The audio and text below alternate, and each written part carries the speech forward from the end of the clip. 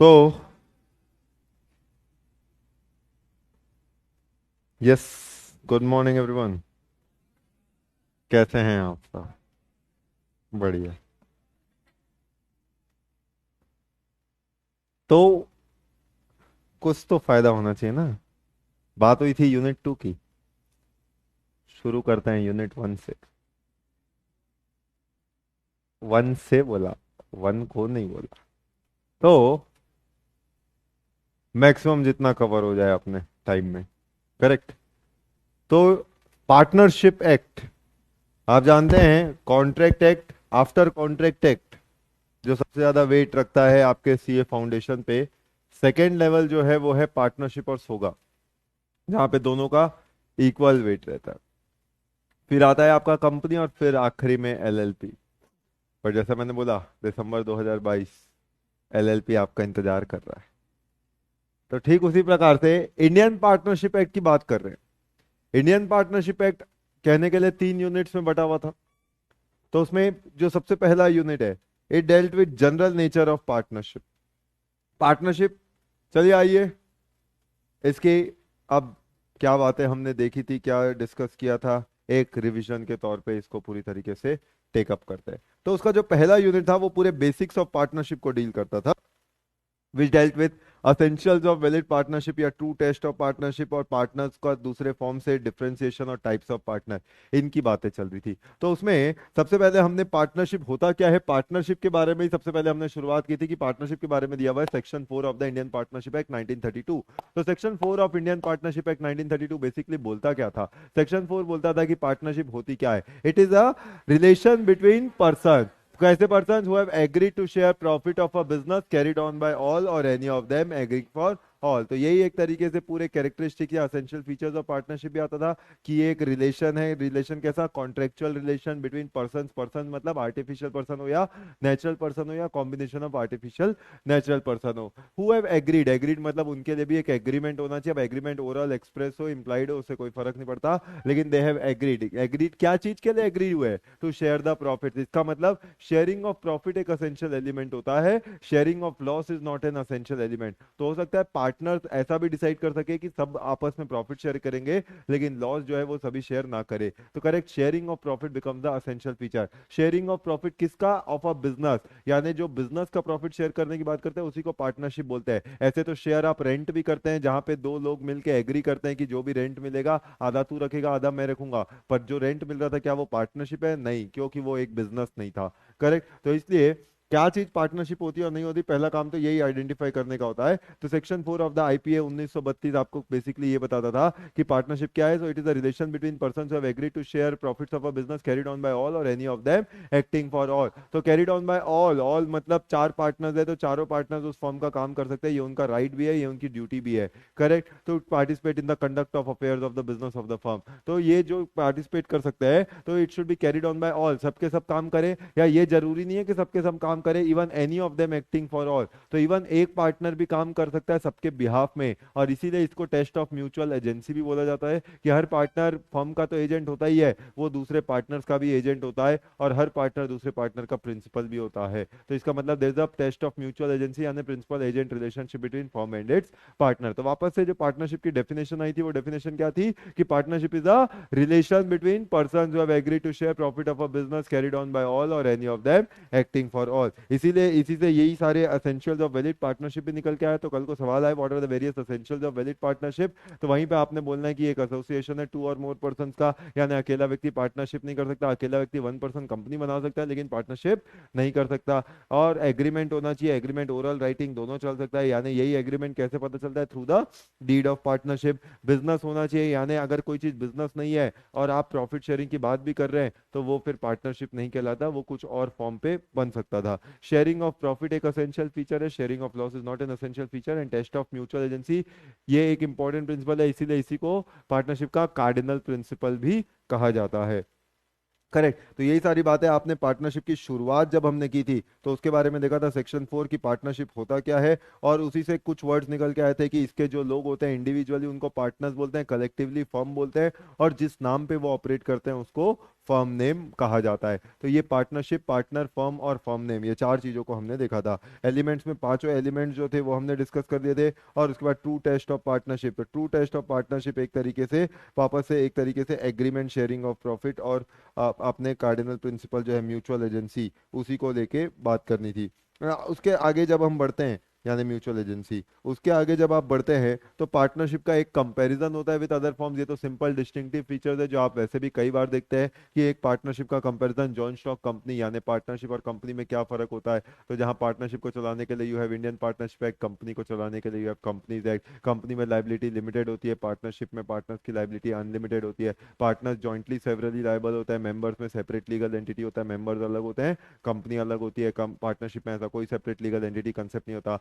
Company में perpetual succession का case होता है, पार्टनरशिप में कोई परपेचुअल सक्सेशन का केस नहीं बनता है। अकेला व्यक्ति कंपनी बना सकता है, अकेला व्यक्ति पार्टनरशिप नहीं बना सकता है। करेक्ट। तो ऐसी कई सारी, यानी कंपनी के फीचर्स लिखे, पार्टनरशिप के फीचर्स लिखे, वही आपके 10 पॉइंट ऑफ डिफरेंसेस जो है वो बन जाते हैं।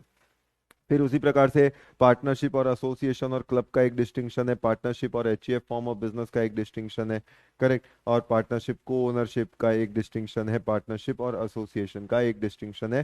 तो आप सब में कॉमन सी जो बातें हैं वो आप देख सकते हैं कि पार्टनरशिप के फीचर्स को ध्यान में रखते हुए आप उसको बाकी फॉर्म से डिफ्रेंशिएट कर सकते हैं। तो इसमें एक्सप्लेनेशन जैसा कुछ भी नहीं था। तो उसके आगे जब हम बढ़े थे तो हम आए थे टाइप्स ऑफ पार्टनरशिप पे। तो टाइप्स ऑफ पार्टनरशिप जनरली दो प्रकार की होती थी, याद करिए, एक विद रिस्पेक्ट टू ड्यूरेशन और एक with respect to extent of business. Duration के आधार पे पार्टनरशिप जो है वो दो प्रकार की होती थी, एक फिक्स पीरियड वाली और एक वेट विल वाली। फिक्स पीरियड जहां पे आपने एक समय तय कर रखा है पार्टनरशिप का कि ये पार्टनरशिप चलेगी 2 साल, 5 साल, 10 साल, तो आपने एक टाइम पीरियड फिक्स कर रखा है, वो है partnership for a fix period. लेकिन कुछ पार्टनरशिप ऐसी होती है जो अच्छा पे डिपेंड होती है, पार्टनरशिप एट विल, यानी आप साथ में आके काम कर रहे हैं, कब तक करेंगे ये टाइम आपने डिसाइड नहीं किया।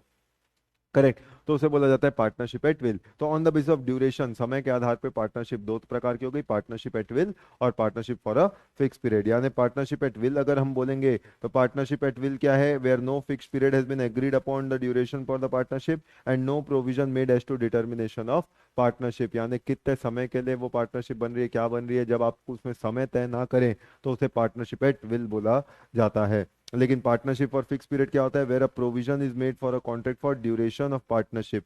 यानी पार्टनरशिप का ड्यूरेशन आप तय कर रखे, 2 साल, 5 साल, 3 महीना, 8 महीना, जितना भी समय आपने फिक्स किया, तो फिर वो partnership for a fix period कहलाती है। और ये partnership created for a particular period of time होती है जो automatically comes to an end upon expiry of the fix period. यानी जैसे ही फिक्स पीरियड खत्म हुआ वो पार्टनरशिप खत्म हो जाती है, that's a dissolution of firm का केस हो जाता है। हाउएवर अगर पार्टनर्स उसके बाद भी कंटिन्यू करते हैं, एक पार्टनरशिप जो बनाई गई थी, इंपॉर्टेंट तो यही था कि एक पार्टनरशिप जो बनाई गई थी फिक्स पीरियड के लिए, अगर उसको पार्टनर्स जो है कंटिन्यू करते हैं even after the expiry of the fix period, तो लॉ क्या बोलता है, if it is continued after expiry of such term it is converted or treated as partnership at will. फिर वही पार्टनरशिप और fix period partnership at will में convert मान लिया जाता है upon same terms and condition. तो बस वो टाइम ड्यूरेशन वाली पार्टनरशिप अब विल वाली पार्टनरशिप बन जाती है। और पार्टनरशिप एट विल जो होता है वो डिसॉल्व हो सकता है by any partner by giving notice in writing to all other partners. यानी पार्टनरशिप और फिक्स पीरियड को डिसॉल्व करना है तो वो तो अपॉन एक्सपायरी ऑफ टाइम ऐसे ही डिसॉल्व हो जाती है, लेकिन पार्टनरशिप एट विल वाले को डिसॉल्व करना है तो you must give a notice in writing to all other partners of your intention to dissolve the firm. Partnership खत्म करना एक बात होती है, फर्म को डिसॉल्व करना दूसरी बात होती है। इसलिए डिसोल्यूशन ऑफ फर्म एक चीज है, डिसोल्यूशन ऑफ पार्टनरशिप दूसरी चीज है। पार्टनरशिप के डिसोल्यूशन में फर्म का बिजनेस डिसॉल्व नहीं होता, फर्म कंटिन्यू करती है, बस फर्क ये होता है पहले एबीसीडी पार्टनर थे अब एबीसी पार्टनर रहेंगे। लेकिन डिसोल्यूशन ऑफ फर्म के केस में तो जो फर्म है वो फर्म ही अपना बिजनेस बंद कर देती है, there is closure of business, liability set off, सब कुछ खत्म। तो वो डिसोल्यूशन ऑफ फर्म का केस बनता था।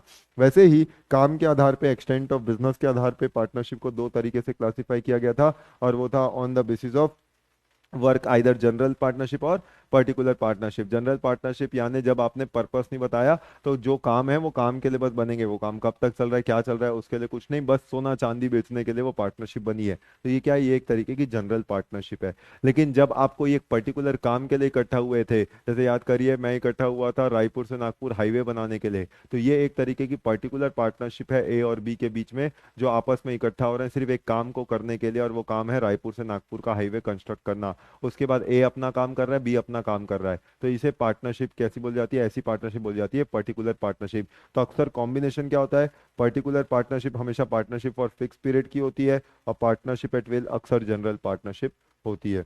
करेक्ट। तो पर्टिकुलर पार्टनरशिप क्या है? A partnership may be organise for prosecution of single adventure as well as conduct of a continuous business. तो याद करिए, जो काम उनका कॉन्ट्रैक्टर का ही था, लेकिन वो एक काम के लिए इकट्ठा हुए थे, तो ये पर्टिकुलर पार्टनरशिप थी। लेकिन जनरल पार्टनरशिप क्या है? With respect to the business in general, जब कोई चीज इकट्ठा होते हैं या लोग इकट्ठा होते हैं फॉर बिजनेस इन जनरल, तो उसको जनरल पार्टनरशिप एक तरीके से बोला जाता था। फिर एक अलग एरिया था, अलग एरिया फॉर डिस्कशन, वो था डीड ऑफ पार्टनरशिप को लेके। डीड ऑफ पार्टनरशिप में कई सारी बातों का जिक्र होता है, जैसे पार्टनरशिप का नाम क्या होगा, पार्टनरशिप का काम क्या होगा, पार्टनरशिप का एड्रेस क्या होगा, पार्टनरशिप में कितने पार्टनर्स होंगे, उनका प्रॉफिट शेयरिंग रेशियो क्या होगा, लॉस में शेयरिंग रहेगी कि नहीं, कैपिटल पे इंटरेस्ट दिया जाएगा कि नहीं दिया जाएगा, remuneration, salary, interest, bonus, commission बांटा जाएगा कि नहीं बांटा जाएगा, वर्किंग पार्टनर कौन होंगे, स्लीपिंग पार्टनर कौन होंगे, बैंक अकाउंट कौन ऑपरेट करेगा, बिजनेस चेंज होगा कि नहीं होगा, एडमिशन ऑफ पार्टनर कैसे होगा, सेसेशन ऑफ पार्टनरशिप कैसे होगा।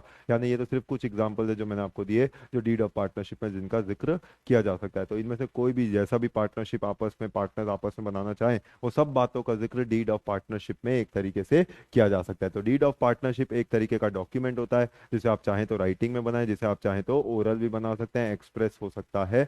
और क्योंकि ये बनाना ऑप्शनल होता है, तो रजिस्ट्रेशन भी पार्टनरशिप का ऑप्शनल होता है, इसलिए अक्सर पार्टनर जो है आपस में एग्री करते हैं ओरली या in the form of writing. ठीक।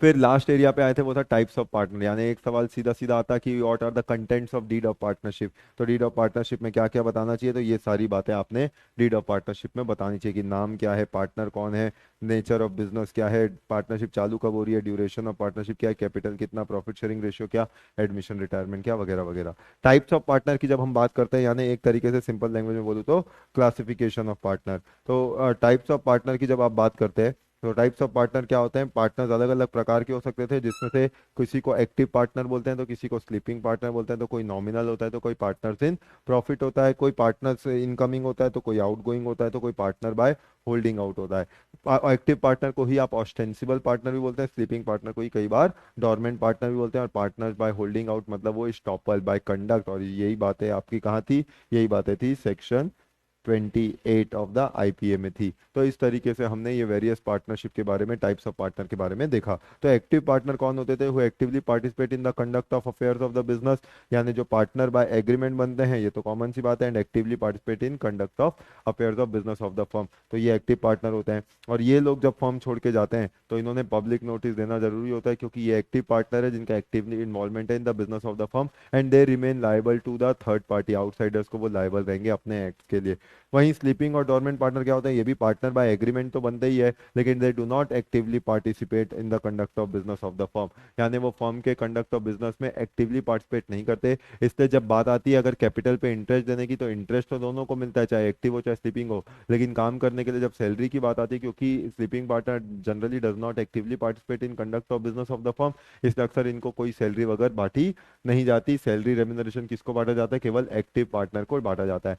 और ऐसे पार्टनर्स को जब ये फर्म छोड़ के जाते हैं, क्योंकि ये स्लीपिंग पार्टनर है, तो इन्होंने पब्लिक नोटिस देने की भी कोई रिक्वायरमेंट नहीं होती। They remain liable to third parties for acts of the firm, however not required to give public notice of their retirement. तो एक तरीके से दोनों का डिस्टिंक्शन भी आप देख सकते थे, एक्टिव पार्टनर और स्लीपिंग पार्टनर का डिस्टिंक्शन, की एक एक्टिवली पार्टिसिपेट करता है, दूसरा एक्टिवली पार्टिसिपेट नहीं करता। एक ने पब्लिक नोटिस देना पड़ता है, दूसरे ने पब्लिक नोटिस देना नहीं पड़ता। इंटरेस्ट दोनों को मिलता है, कॉमन सी बात है। तो सैलरी एक्टिव को मिलती है और स्लीपिंग को नहीं मिलती है। दोनों ही पार्टनर बाय एग्रीमेंट बनते हैं। ये सारी बातें हमने एक तरीके से, और दोनों ही लायबल होते हैं थर्ड पार्टी को। करेक्ट। तो ये सारी बातें एक्टिव पार्टनर और स्लीपिंग पार्टनर के बीच में आती है। नॉमिनल पार्टनर, नॉमिनल पार्टनर मतलब एक तरीके से तुच्छ सा पार्टनर, जिसने बस अपना क्या किया है, नाम दिया है। तो वो बेसिक काम करता है क्या? अपना नाम देता है फर्म को, without having any real interest in the firm. उसको एक्चुअली फर्म से कोई लेना देना नहीं होता। Not entitle to the share the profit. अब वो उसका शेयरिंग भी देखो, प्रॉफिट शेयरिंग रेशियो तो एक आध परसेंट, आधा परसेंट नाम मात्र के लिए बना दिया जाता है उसे partner. Just like Solomon versus Solomon and company limited, कहने के लिए वो कंपनी है जिसके 7 मेंबर्स हैं, लेकिन बाकी 6 लोगों के पास शेयर क्या थे? एक एक शेयर नाम मात्र के थे ना, तो वो क्या नॉमिनल शेयर होल्डर ही तो बोले जाते हैं। तो वैसे ये नॉमिनल पार्टनर है, नाम मात्र के लिए 100 रुपए कमाया तो आधा पैसा, 2 पैसा, 5 पैसा, 10 पैसा, 100 पैसा दे दे। बाकी सारा 99 रुपए तो कौन रख रहा है? दूसरा पार्टनर रख रहा है। Does not actively participate in the conduct of business, उसको बिजनेस से कोई लेना देना नहीं है, उसने बस क्योंकि वो दो लोग चाहिए होते हैं पार्टनरशिप बनाने के लिए, उसलिए उसने अपना बस नाम दिया है फर्म को, बाकी उससे कोई लेना देना नहीं है। हाउएवर नाम देने की सजा भुगतनी पड़ेगी और वो है remains liable to third party. तो ये कॉमन सी बात होती है। कुछ पार्टनर्स होते हैं पार्टनर्स इन प्रॉफिट ओनली, ये वो कहावत को सच करते हैं। कौन सी वाली कहावत को? सुख में साथ निभाते हैं, दुख में साथ छोड़ जाते हैं। करेक्ट। तो ऐसे पार्टनर्स को बोलते हैं पार्टनर्स इन प्रॉफिट्स ओनली। जैसे माइनर अक्सर पार्टनर्स इन प्रॉफिट ही होता है, वो सिर्फ सुख का साथी होता है, माइनर कभी भी दुख का साथी नहीं बन पाता है। तो ऐसे partners will entitle to share profit only.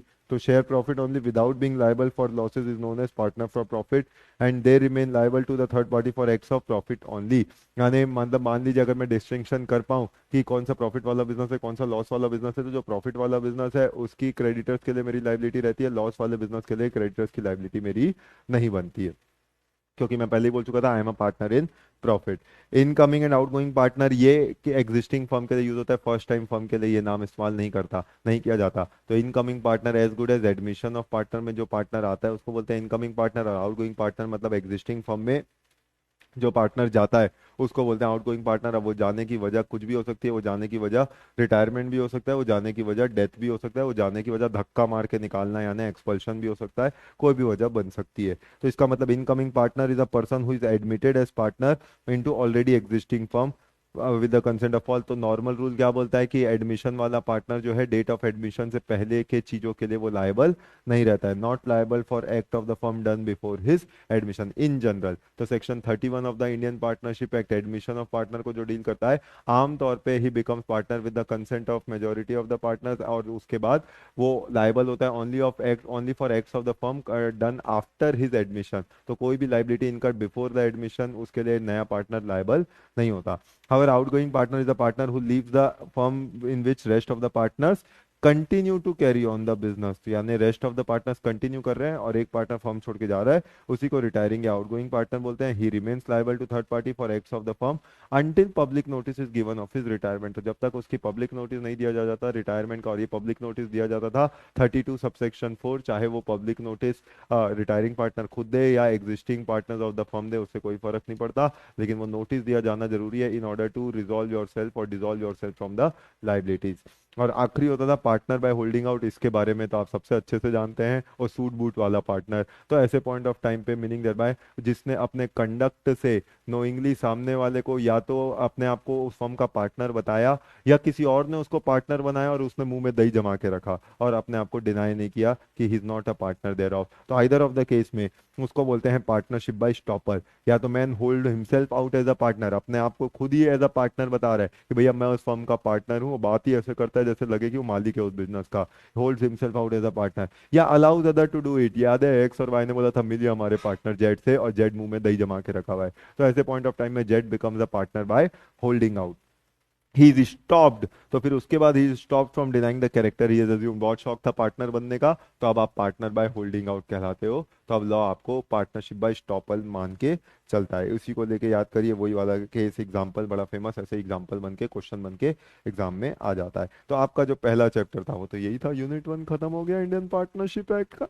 Unit 1 various types of partner, various essential features of partners, partnership क्या होता है, पार्टनरशिप डीड क्या होती है, उसके जुड़ी हुई सारी बातें क्या होती है, वो सब हमने देख लिया। तो उसके बाद आते हैं अगला unit which is unit 2। It deals with rights and duties of partner. तो ज्यादा कंटेंट जो पार्टनरशिप का है वो rights and duties of partner को लेके है, यानी रिलेशन ऑफ पार्टनर। अब रिलेशन ऑफ पार्टनर यानी एक पार्टनर का दूसरे पार्टनर से क्या रिश्ता है, एक पार्टनर का फर्म से क्या रिश्ता है, फर्म का पार्टनर से क्या रिश्ता है, और उन सभी का थर्ड पार्टी से क्या रिश्ता है, ये ऐसी सारी बातों का डिस्कशन है यूनिट 2। तो it deals with relation of partner. Relation of partner से बात करते हैं तो पहले पेयरिंग बना के चले सेक्शन 9 से लेके सेक्शन 30।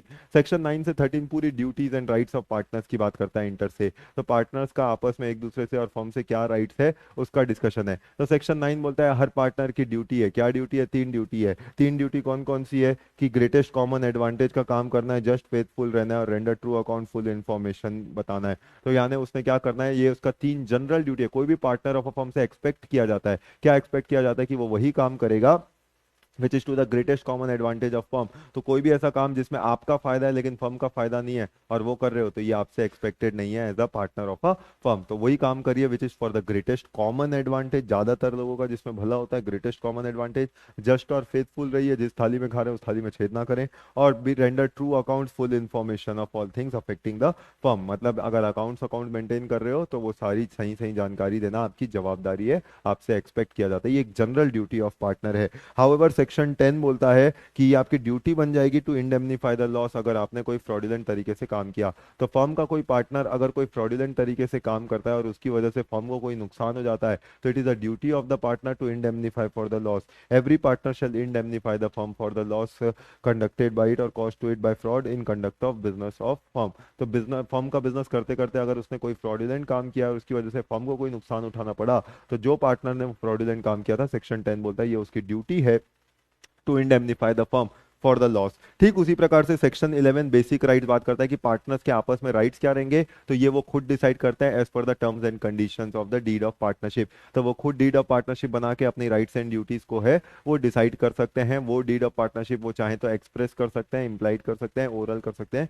रिटर्न कर सकते हैं। बाद में उसको चेंज करना है तो वो चेंज भी कर सकते हैं। वो चेंज भी एक्सप्रेस हो सकता है, ओरल हो सकता है, रिटर्न हो सकता है, वो सारा काम। यानी जनरल ड्यूटीज और पार्टनर्स क्या है, mutual rights and duties of partner of firm में be determined by contract between the partners. तो आप डिसाइड करेंगे वो कॉन्ट्रैक्ट एक्सप्रेस इंप्लाइड हो सकता है, उसको वेरी कर सकते हो, वेरी भी एक्सप्रेस और इंप्लाइड के मोड पे हो सकता है। मतलब खुद राइट्स पार्टनर्स ने क्या करना है, पार्टनर्स ने अपनी राइट्स एंड ड्यूटीज खुद डिटरमाइन करनी है as per the deed of partnership. वो राइट्स एंड ड्यूटीज आप एक्सप्रेसली डिटरमाइन कर सकते हैं, आप इंप्लाइडली डिटरमाइन कर सकते हैं, आप उसको वेरी भी कर सकते हैं। वेरी भी आप आपसी सहमति से एक्सप्रेस करके कर सकते हैं या इंप्लाइड करके कर सकते हैं। तो 11 सबसेक्शन 1 बेसिक सी बात बोलता है, लेकिन 11 सबसेक्शन 2 बोलता है कि एक फर्म जो है वो अपने पार्टनर्स के साथ एक यूनिक एग्रीमेंट कर सकती है। और वो एग्रीमेंट है कि कोई भी पार्टनर जब तक फर्म का पार्टनर है वो कोई दूसरा काम, वैसा ही काम मिलता जुलता जो फर्म का है वो नहीं करेगा। और याद रखिए ये section 27 of the Indian contract act restrain of business का केस नहीं बनता है। Right to carry on any business का रिस्ट्रेन का केस नहीं बनता है। तो ये उसके चार में से एक एक्सेप्शन है। चार एक्सेप्शन जो कॉन्ट्रैक्ट एक्ट में थे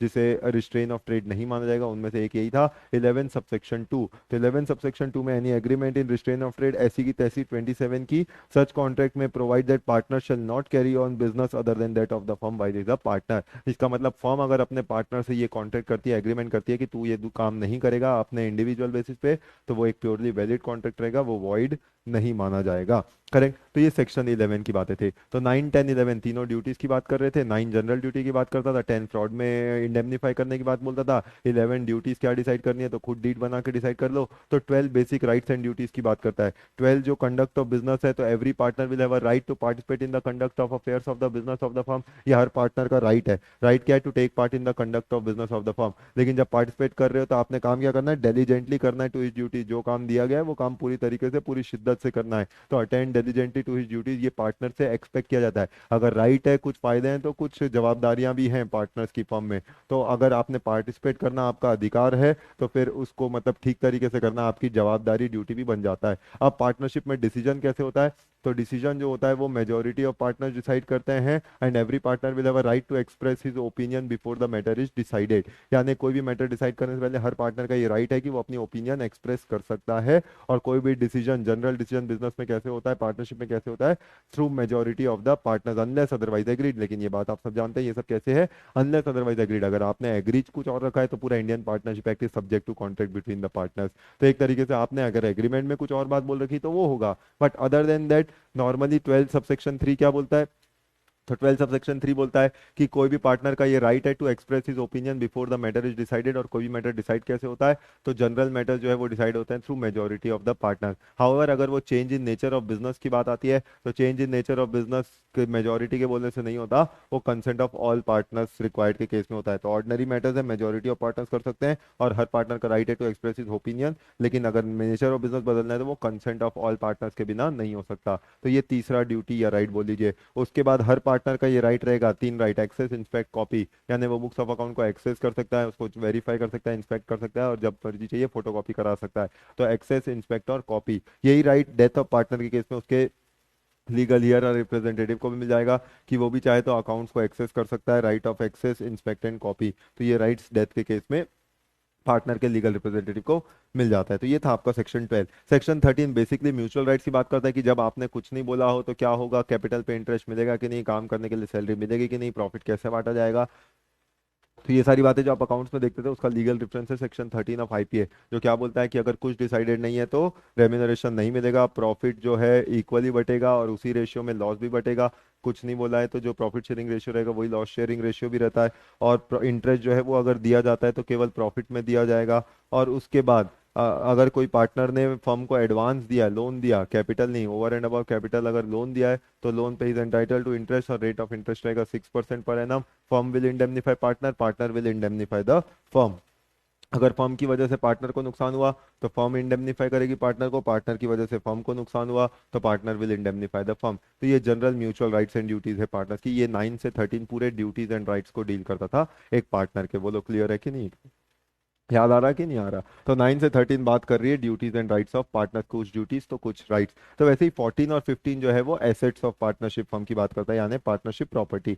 पार्टनरशिप प्रॉपर्टी की अगर मैं आपसे बात कर रहा हूँ तो सेक्शन 14 बेसिक सी बात बोलता है कि पार्टनरशिप की प्रॉपर्टी पार्टनरशिप की रहेगी, उसके पार्टनर की नहीं रहती। तो जो भी पार्टनरशिप की प्रॉपर्टी इंट्रोड्यूस की गई है in the books of the firm, वो फर्म की प्रॉपर्टी रहेगी, वो पार्टनर की पर्सनल प्रॉपर्टी नहीं रहती, वो कॉमन जॉइंट प्रॉपर्टी रहती है of all the partners. Correct. तो सब ने उस प्रॉपर्टी का वैसे ही ख्याल रखना है जैसे वो अपनी पर्सनल प्रॉपर्टी का ख्याल रखते थे। और कोई भी प्रॉपर्टी फर्म के पैसों से अक्वायर की गई वो फर्म की प्रॉपर्टी मानी जाएगी, including the goodwill of the firm. तो जो फर्म की गुडविल है वो भी फर्म की प्रॉपर्टी है, किसी पार्टनर की इंडिविजुअल प्रॉपर्टी नहीं माना जाता। फिर वो गुडविल क्या होता है, रेपुटेशन क्या होता है, वो बताया हुआ था। और अल्टीमेटली ये बातें सेक्शन 14 में डील किया जाता था, that is property of partnership. और सेक्शन 15 जो है वो साफ साफ करता था कि पार्टनरशिप की प्रॉपर्टी का इस्तेमाल पार्टनरशिप के बिजनेस के लिए किया जाएगा। Application of firm's property for the use of business of the firm, यानी subject to contract between the partners, property यानी assets of the firm shall be held and used by the partner exclusively for the purpose of business of the firm. तो firm की property यानी assets का इस्तेमाल firm के business के लिए किया जाएगा, पर्सनल पर्पस के लिए इस्तेमाल नहीं किया जाता। उसके बाद सेक्शन 16 जो है पर्सनल प्रॉफिट को एक तरीके से रोक लगाता है। वो ये नहीं बोलता कि पार्टनर पर्सनल प्रॉफिट नहीं कमा सकते, लेकिन अगर पर्सनल प्रॉफिट कमा रहे हो तो आपको ये जानकारी डिस्क्लोज करना जरूरी है टू अदर पार्टनर। पर अगर आपने बिना जानकारी डिस्क्लोज किए, if a partner derives any profit for himself from transaction of the firm, from the use of property or business connection of the firm or the firm name, मतलब firm के नाम का इस्तेमाल करके अगर आपने कुछ भी कमा लिया तो उस केस में he shall account for that profit and pay it to the firm. तो फिर ये पार्टनर की जवाबदारी बन जाती है कि उसने अकाउंट फॉर करना है और फर्म को वो पूरा पैसा जो है, जितना भी प्रॉफिट उसने कमाया वो पूरा पैसा उसको लौटाना पड़ेगा। और अगर पार्टनर ने सेम बिजनेस सेम नेचर का competing with that of firm किया तो he shall account for and pay to the firm all profits made by him in that business. तो उस बिजनेस से उसने जो भी कमाया, याद करो फर्म का टीवी का बिजनेस था और उसमें से एक पार्टनर जो है वो अपना सोल प्रोप्राइटर का काम चालू कर देता है, वो भी टीवी वाला। तो फर्म को कस्टमर आते हैं तो उसको टीवी दिखाता फर्म के बिजनेस से, लेकिन बेचता अपने बिजनेस है। तो अगर उससे कुछ कमा लिया तो वो कमाई का पैसा भी उसको पूरा फर्म को अकाउंट फॉर करना पड़ जाएगा। तो ये आपका सेक्शन 16 था, दैट इज पर्सनल प्रॉफिट को लेकर। तो जब भी पर्सनल प्रॉफिट का सवाल आए आपका रेफरेंस चला जाना चाहिए section 16 of the Indian partnership act. उसके बाद आगे बढ़ते थे तो सेक्शन 17 चेंज इन कॉन्स्टिट्यूशन था। तो जब भी चेंज इन कॉन्स्टिट्यूशन होता है तो चेंज इन कॉन्स्टिट्यूशन होता कब है, चेंज इन कॉन्स्टिट्यूशन होने का तरीका है जब कोई नया पार्टनर आता है, जब कोई पुराना पार्टनर जाता है, जब आपस में प्रॉफिट शेयरिंग रेशियो बदल जाता है। तो ये सब रीजंस बनते हैं चेंज इन कॉन्स्टिट्यूशन के। करेक्ट। तो म्यूचुअल राइट्स एंड ड्यूटीज क्या होगा, इसका जवाब है सेक्शन 17। तो सेक्शन 17 क्या बोलता है, after a change in the firm, एक बार फर्म चेंज हो गई तो रिकॉन्स्टिट्यूटेड फर्म के rights and liabilities remains the same as they were immediately before the change as far as may be. तो जितना बन सके सब्जेक्ट टू मिनिमम जितने चेंजेस होते हैं, जैसे कि कोई नया पार्टनर आया तो हो सकता है प्रॉफिट शेयरिंग रेशियो बदल दिया, तो जो प्रॉफिट शेयरिंग रेशियो बदला बस उतना लिमिटेड चेंज होगा, बाकी सारी पुरानी बातें एज इट इज रहेंगी। तो जो जितना मिनिमम चेंजेस था वो होगा, बट बाकी जो rights and duties of partner है वो सब एज इट इज वही उसी की तरीके से रहते हैं। After the expiry of the term of the firm, यानी फर्म की एक्सपायरी हो गई, फिक्स पीरियड वाली पार्टनरशिप फर्म थी और फर्म एक्सपायर हो गई, और उसके बाद भी अगर आप वो कंटिन्यू कर रहे हैं तो फिर क्या होगा, वही टर्म्स एंड कंडीशंस पे कंटिन्यू होगा जो टर्म्स एंड कंडीशंस पहले माना गया था, क्योंकि अब वो पार्टनरशिप एट विल कन्वर्ट हो गई, और विल कन्वर्ट होने में भी राइट्स एंड ड्यूटीज वही होंगे जो फॉर अ फिक्स पीरियड में आपके रहते थे। और अगर additional undertaking are carried out, Raipur से नागपुर के हाईवे का काम करते करते अचानक से आपने रायपुर से हैदराबाद के हाईवे का काम भी उठा लिया। अब बात तो रायपुर से नागपुर की हुई थी 50-50 शेयरिंग की, रायपुर से हैदराबाद की कुछ बात ही नहीं हुई थी और वो काम भी आपने एज अ पार्टनरशिप में कंटिन्यू करना चालू कर दिया, तो अब क्या होगा? तो जो टर्म्स एंड कंडीशन रायपुर से नागपुर का था 50-50, वही कंडीशन रायपुर से हैदराबाद का भी माना जाएगा और 50-50 शेयरिंग आपने प्रॉफिट में करनी पड़ती है अगर एडिशनल अंडरटेकिंग कोई आपने कैरी आउट कर लिया तो। उसके बाद सेक्शन 18 जो है वो सीधी सी बात, भूली बातें याद दिला रहा है कि भूलना मत कि पार्टनर जो है फर्म का एजेंट होता है। तो सेक्शन 18 तो है subject to provision of the act, partner is the agent of the firm for the purpose of business of the firm, firm के बिजनेस के लिए। इसका मतलब कोई पार्टनर पर्सनल लोन ले रहा है, घर के लिए खरीदने के लिए लोन ले रहा है, होम लोन, तो वो होम लोन चुकाने के लिए उसका दूसरा पार्टनर जिम्मेदार नहीं हो जाएगा। बिजनेस से रिलेटेड जो लोन होगा वो लोन एक पार्टनर नहीं चुका पाया तो दूसरा पार्टनर चुकाएगा, क्योंकि पार्टनर्स की लाइबिलिटी 25 के मुताबिक जॉइंट एंड सेवरल होती है। 25 ऑफ आईपीए बोलो या फिर 42, 43, 44 ऑफ आईसीए बोलो, सब एक ही बात बोलता है। तो पार्टनर्स की लाइबिलिटी जो है वो जॉइंटली होती है, 42 of IPA and 25 of ICA and 25 of IPA, दोनों एक ही बात है। उसके बाद यानी सेक्शन 18 तो सीधी बात थी। सेक्शन 19 जो था वो इम्प्लाइड अथॉरिटी ऑफ पार्टनर को बताता था। इम्प्लाइड अथॉरिटी क्या होती है पार्टनर की? तो सेक्शन 19 ने सीधा सीधा बोला कि हर पार्टनर की अथॉरिटी, पार्टनर का राइट होता था to actively participate in the conduct of business of the firm. तो हर पार्टनर फर्म का काम करने के लिए कोई भी काम वो कर सकता है, subject to provision of 22 act of the partner which is done to carry on in usual way business of kind carried on by the firm binds the firm। यानी अगर कोई भी काम पार्टनर ने फर्म के बिहाफ में किया है तो उस काम के लिए फर्म जिम्मेदार बन जाती है, अगर वो यूजुअल कोर्स ऑफ बिजनेस में किया गया था और पार्टनर के पास वो अथॉरिटी थी। हाउएवर 19 सबसेक्शन 2 बोलता है कि कुछ इंस्टेंसेस में वो पार्टनर की अथॉरिटी इन सब कामों के लिए इम्प्लाइड नहीं होती है, यानी ये सब काम अकेला कोई पार्टनर फर्म के बिहाफ में नहीं कर सकता। जैसे कौन कौन से काम नहीं कर सकता? एक डिस्प्यूट आर्बिट्रेशन को रिफर करना हो तो अकेला ही कर दिया, बाकियों को अता पता ही नहीं है, ये एक पार्टनर की इम्प्लाइड अथॉरिटी नहीं होता है। वो बैंक अकाउंट अपने नाम से खुलवा दिया बिना बाकियों की किसी को जानकारी हुए, तो ये काम एक पार्टनर नहीं कर सकता। कॉम्प्रोमाइज या रिलिंक्विश एनी क्लेम, डेटर से जो पैसा लेना था उसको उसने कॉम्प्रोमाइज कर दिया, पैसा फर्म को लेना था, जाके कोर्ट में गवाही दे दी कि ठीक है मुझे नहीं लेना है, कॉम्प्रोमाइज कर दिया, 1 लाख की जगह 50,000 ही लेना है, तो ये अकेला पार्टनर नहीं कर सकता। विड्रॉ और सूट, केस ही वापस ले लिया जो डेटर के खिलाफ किया था, क्रेडिटर्स के खिलाफ लाइबिलिटी को एक्सेप्ट कर दिया, या कोई इमोवल प्रॉपर्टी फर्म के बिहाफ में खरीद लिया, इमोवल प्रॉपर्टी फर्म के बिहाफ में बेच दिया, या फर्म के बिहाफ में ही कोई दूसरी पार्टनरशिप कर लिया, या अकेला कोई पार्टनर की बाय डिफॉल्ट इम्प्लाइड अथॉरिटी नहीं होती है। 19 सबसेक्शन 1 बोला था पार्टनर हर वो काम कर सकता है जो उसकी अथॉरिटी में आता है और उसके द्वारा किया गया काम विल बाइंड द फर्म, लेकिन इट इज सब्जेक्ट टू 22, क्योंकि 22 क्या बोलता है कि अगर आपने फर्म को बाइंड करना है तो सारे काम जो है, सारे इनवॉइसेज जो है, बिल जो है वो फर्म के नाम पे होने चाहिए, डॉक्यूमेंट जो है वो should be in the name of firm, तो वो फर्म के नाम पे होना जरूरी होता है। तो mode of doing an act to bind the firm, section 22 सीधा बोला अगर आपका intention to bind the firm है तो डॉक्यूमेंट जो है, डॉक्यूमेंट और other person bind the firm shall be done और एग्जीक्यूटेड इन फर्म नेम, तो फर्म के नाम पे डॉक्यूमेंट होना जरूरी है अगर आपने फर्म को बाइंड करना है तो। करेक्ट। तो 1922 इन सब चीजों की बातें करता था।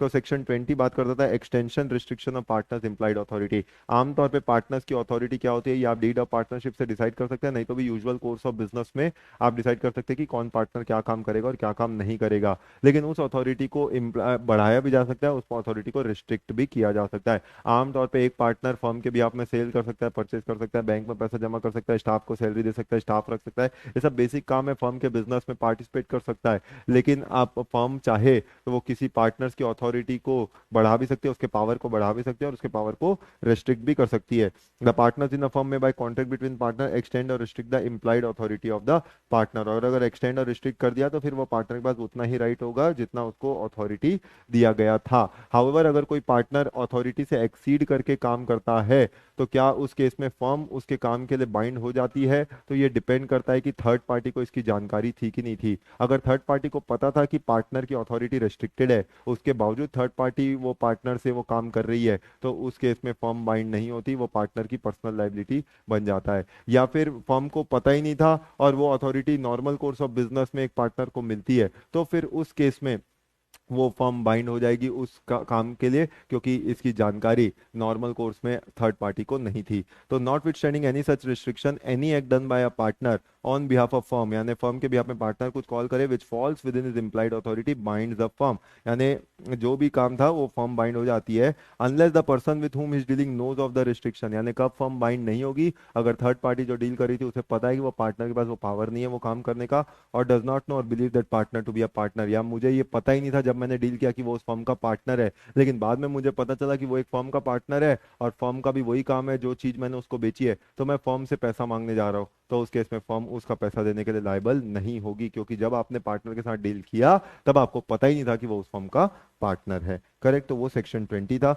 21 सीधा partners authority in case of emergency है। इमरजेंसी में पार्टनर, जैसे आप अपने बिजनेस में कोई इमरजेंसी आती है तो कोई भी फैसला ले सकते हैं, वैसे ही पार्टनर भी फर्म के बिजनेस में अगर कोई एक्सट्रीम इमरजेंसी का केस आ जाए तो अथॉरिटी थी या नहीं थी, पार्टनर जो है ड्यू कोर्स में डिलीजेंटली काम करके कोई भी जनरल डिसीजन ले सकता है। A partner has authority in emergency to do all such act for purpose of protecting the firm from loss as would be done by person of ordinary prudence. तो जो समझदार इंसान, जब घर में आग लगती है तो उसने इधर उधर लोगों को बुलाने के बजाय पहले आग बुझाने का काम करना पड़ता है, तो इसलिए वो घर किसका था क्या था वो सब सवाल नहीं था, मेरी अथॉरिटी है कि नहीं है वो उस वक्त वो सब देखा नहीं जाता। अगर my man of ordinary prudence उस वक्त जो काम करता मैंने अगर वो काम किया है तो that act will bind the firm, वो उससे फर्म बाइंड हो जाती है। Effect of admission bye partner section 23, यानी एडमिशन मतलब एक्नॉलेजमेंट बाय पार्टनर। अगर पार्टनर कोई चीज, एक पार्टनर कोई चीज को एक्नॉलेज कर दे, एडमिट कर दे, तो ये माना जाएगा कि वो पार्टनर ने एडमिट नहीं किया, उसकी फर्म ने एडमिट कर दिया है, तो कल को अगर कुछ भी हुआ तो इवन फर्म जवाबदार रहेगी। फर्म ये नहीं बोलेगी कि भी हमें तो जानकारी ही नहीं थी। एन एडमिशन और representation made by a partner concerning the affairs of the firm is evidence against the firm if it is made in ordinary course of business of the firm। तो याद करो वो टूरिंग वाली car जो होती है, अगर एक पार्टनर बताता है कि भैया ये कार आपको टूरिंग के लिए बेस्ट सूट रहेगी और वो कार अगर बेच दी गई, करेक्ट, तो दूसरे पार्टनर और फर्म ये नहीं बोलेगी कि हमें नहीं पता था कि वो पार्टनर ने ऐसा बेच दिया, ये माना जाएगा कि भैया फर्म ने वो कार बेची है, और ऐसे केस में जो भी कॉन्सिक्वेंसेज होंगे जो बायर ने खरीदा था वो उसके लिए फर्म जिम्मेदार रहती है। क्यों? क्योंकि म्यूचुअल एजेंसी की बात आती है। Section 24 effect of notice to acting partner, एक को जानकारी दी तो सबको जानकारी मिल गई, माना जाएगा नोटिस मतलब जानकारी। Notice to a partner who habitually act in the business of the firm or any matter relating to affairs of the firm operates as notice to the firm, यानी एक पार्टनर को भी मैंने जानकारी दे दी तो सबको जानकारी मिल गई, ये माना जाएगा। Accept in case of fraud, अब बस फ्रॉड का केस एक्सेप्शन केस है, क्योंकि अगर फ्रॉड का काम था तो पक्की बात है कि मुझे तो जानकारी नहीं थी, तो मैंने उसी पार्टनर को बताया जो फ्रॉड करना चाहता है, बाकियों को पता ही नहीं है और उसने बाकियों को जानकारी नहीं दी, तो फिर उसके लिए फर्म जिम्मेदार नहीं होती, तो उसके लिए ऑब्वियसली ये फैक्ट देखना पड़ेगा कि फ्रॉड था कि नहीं था। करेक्ट। उसके बाद 25 से 27 is all about joint liability, जो हम देख रहे थे कि पार्टनर्स की लाइबिलिटी कैसी होती है for acts of the firm, jointly liability होती है और सेवरली भी होती है। तो हर पार्टनर की लाइबिलिटी जॉइंट और सेवरल होती है, जस्ट लाइक 42 एंड 43, जहां कॉन्ट्रैक्ट में हर पार्टी की लाइबिलिटी जॉइंट, प्रोमिसर के केस में लाइबिलिटी जॉइंट भी होती थी 42 और सेवरल भी होती थी 43, वही चीज पार्टनरशिप में भी अप्लाई होती है सेक्शन 25 में। Liability of firm for wrongful acts of partner, तो सेक्शन 26 जो है फर्म की लाइबिलिटी को फिक्स करता है अगर पार्टनर ने कोई रॉन्गफुल एक्ट किया है, whereby the wrongful act or omission of partner in ordinary course of business of the firm or with the authority of his partner any loss or injury is caused to third party और penalties incurred, firm is liable thereof to the same extent as the partner। तो firm की भी जवाबदारी बन जाती है। जैसे याद करो इसके लिए एग्जांपल क्या दिया था, one of the two partners in coal mine acted as manager was guilty of personal negligence in omitting to have the shaft of the mine properly fenced, as a result thereof an injury was caused to the workman, मतलब जब वो mining का काम करना था तो वो आपने पूरा प्रॉपर फेंसिंग वगैरह करने का काम करना था, अगर पार्टनर ने नेग्लिजेंटली जिसको ये काम सौंपा गया था वो ये काम नहीं किया और उसकी वजह से किसी वर्कर को नुकसान पहुंच गया, तो फिर फर्म ये नहीं बोलेगी भैया ये तो ये पार्टनर का काम था, नुकसान वो देगा, ये फर्म का नुकसान माना जाएगा क्योंकि ये ऑर्डिनरी कोर्स ऑफ बिजनेस में एक नेग्लिजेंस था on the part of partner. The other partners were also held liable for the same, तो दूसरे पार्टनर्स भी लाइबल होते हैं।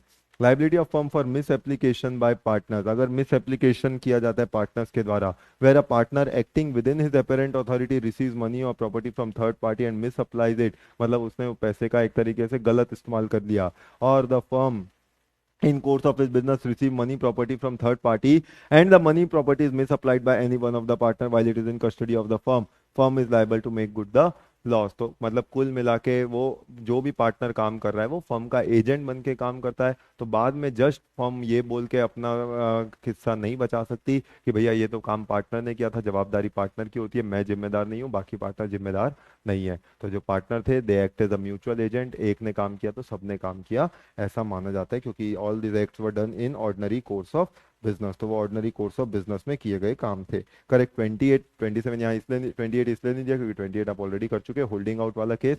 तो 29 जो था ये राइट ऑफ ट्रांसफरी की बात करता था, यही सब पार्टनरशिप का केस होता था। तो सब पार्टनरशिप में क्या होता था, सब पार्टनरशिप में ये जो आप थे, जो मेन पार्टनर होते थे, वो उनमें से अपना कोई एक इंटरेस्ट जो है वो किसी चौथे पार्टनर को देते थे। तो उसमें दो पॉइंट थे, ड्यूरिंग कंटिन्यूएंस और आफ्टर एक तरीके से डिसोल्यूशन।